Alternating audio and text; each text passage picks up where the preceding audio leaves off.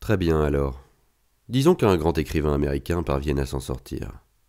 Par là, j'entends qu'il n'aura plus à se demander comment payer son loyer et qu'il aura même de quoi se payer du bon temps. La plupart des auteurs doivent endurer quelque chose entre 5 et 25 ans de non-reconnaissance. Et quand ils finissent par en obtenir un bout, ils ne peuvent pas le contrôler. Faire le singe? Bon Dieu, oui.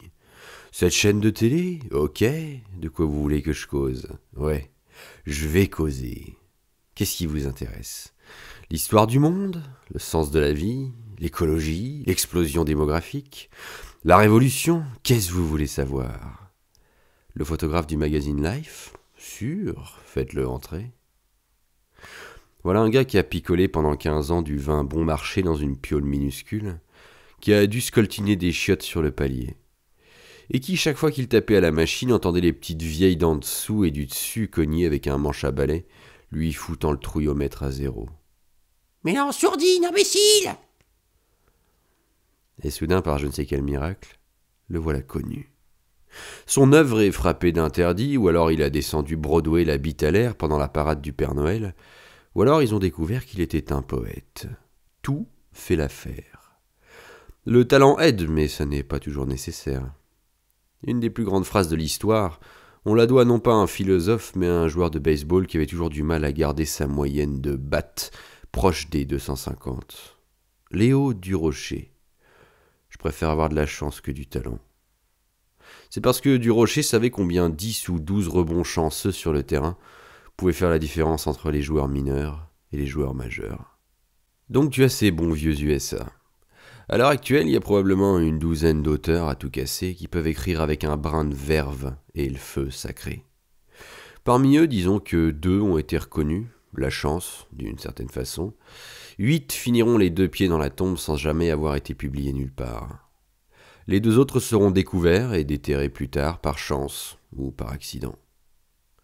Alors que se passe-t-il quand par chance un des 12 grands auteurs arrive enfin sous les feux des projecteurs? Facile? Il l'assassine. Il a vécu dans ses pioles minuscules et crevé la dalle pendant si longtemps qu'il estime mériter tout ce qui lui arrive. Alors il vend son âme, essayant de combler tous les manques de ces années de solitude. Cher monsieur Evans, auriez-vous l'amabilité de nous faire un article sur la question du racisme, sur les hippies, ou alors sur le thème « Où va l'Amérique ?» Quelque chose dans l'air du temps. Tout ce que vous écrivez sera accepté. Nous vous paierons à la remise du texte une somme allant de 1 000 $ à 5 000 $ selon la longueur de l'article. Nous avons toujours admiré votre travail. Soit dit en passant, saviez-vous qu'une de nos rédactrices adjointes, Virginia McAnally, était votre voisine de classe en 2e année d'anglais à l'université de... Donc, l'homme qui a su conserver son style, son énergie et son intégrité dans le domaine de l'art, reçoit soudainement la visite de la fortune.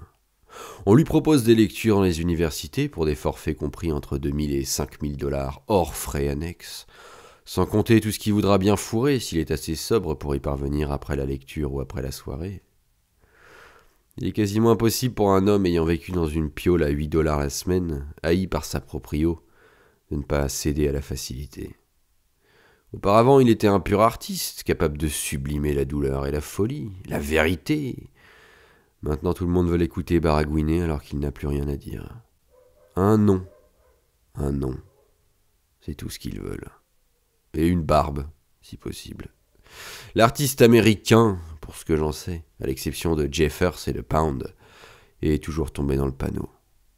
Aucun nom ne me vient immédiatement à l'esprit, mais balancer des noms ne prouve rien. C'est la vérité. Ils sont floués, pris au piège, et à la fin, bien qu'ils refusent de l'admettre, on les jettera à la poubelle. Parce que c'était leur énergie initiale et leur authenticité qui avaient séduit le grand public, de toute façon. Je doute que ce soit exactement ce que tu voulais, Norm. J'ai une cervelle de cabillaud et ne prétends pas être exceptionnel, bien que je le sois probablement, disons, pour un mec louche. Le jour où je serai embauché pour travailler à la rédaction de The New Yorker, tu seras le premier informé. D'ici là, les couilles à l'air sur le trône, j'ai toute une gamme de cirages sous la main. Le premier qui entre ici, je lui cire les pompes, par petites touches. J'ai toutes les couleurs, toutes les teintes. Oh attends, il en manque une. Oh merde, celle-là je l'ai en double. Bonne chance pour ton numéro sur les gourous. Même si je pense que ça va être bien lourd et prétentieux. Toutes ces gueules qui l'ouvrent pour dire tout et n'importe quoi. Enfin, tu l'auras voulu.